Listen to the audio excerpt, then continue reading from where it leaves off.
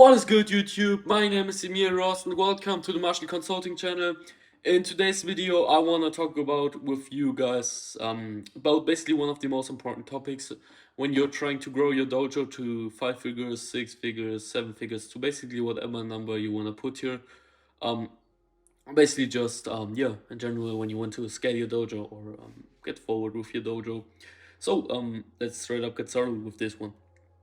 So you obviously have your personal life and you have your work life, which is pretty obvious. But like the question that arises for most people, or the problem that most people face, is like how to differentiate between those two, because there are basically two things that can happen that are wrong. The first is that you're just stuck in your personal life. You're always doing something with your family. You're always I don't know, maybe you're always going on vacation with them, whatever it might be. Maybe um you're just always at home spending time with them, or you're always calling with them, whatever it might be. You probably know what I mean better in your situation. um, and you're basically more stuck in the personal kind of identity, if you want to say so, than in the work identity. So you're always not wasting time, because it would be kind of rude to say that you're wasting time with your family, but you're always just spending time with your family, or with your friends. Let's just take your friends as an example here.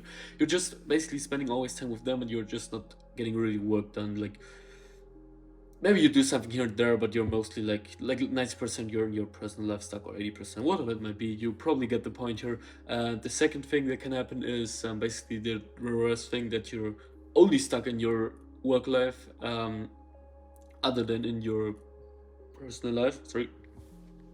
And then basically the like you might think now, all right, but if I'm like only always in my work life, it's perfect, because then I'll grow my dojo, which is like true to an extent. I would say it's, if we're seeing it solely from the perspective of growing the dojo, it's probably better to always be in the work life instead of in the personal life. But like the problem you'll still face is probably burnout. Like, you're just a human. You're not a robot. You have biological limits, and trust me, it's not fun to reach them.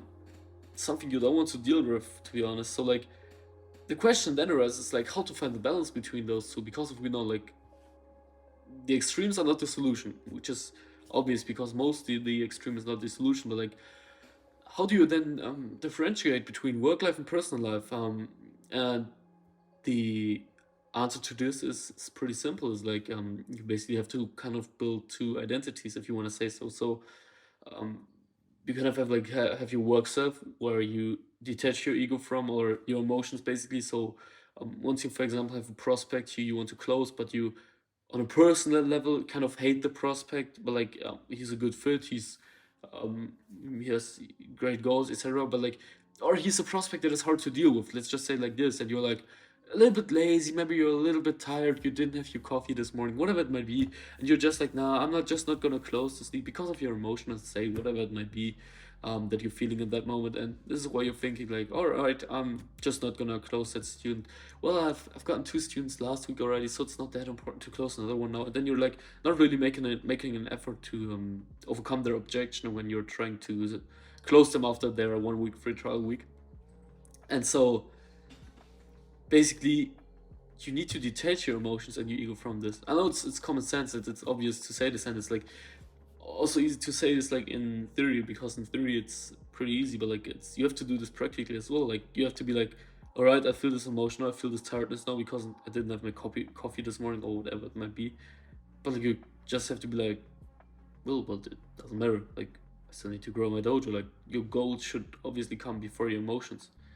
And so you just need to detach yourself, like, just third person yourself in that moment, and just be like, all right, zoop, third person yourself, see yourself like a video character, and then like just follow like the script that you've basically put yourself um up for handling objections from prospects, and just deal with them.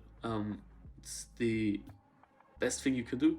And then like on the personal side, obviously, like, there, it's like your thing, but like a good balance would be like, don't be like 100% into work, and don't be like 100% into personal life. It's like, I would say like 80-20, so like 80% work, or 90% work, maybe even, and then 10 to 20% personal life. It's just like, from my perspective, what I think would work best.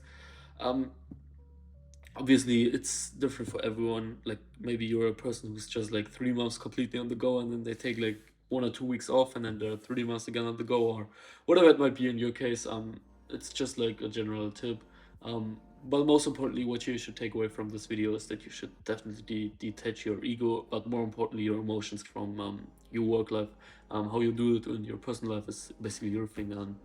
Anyways, if you want more students, click the first link in the description, and leave a like if you found this video helpful, and subscribe, and I'll see you in the next one. Take care.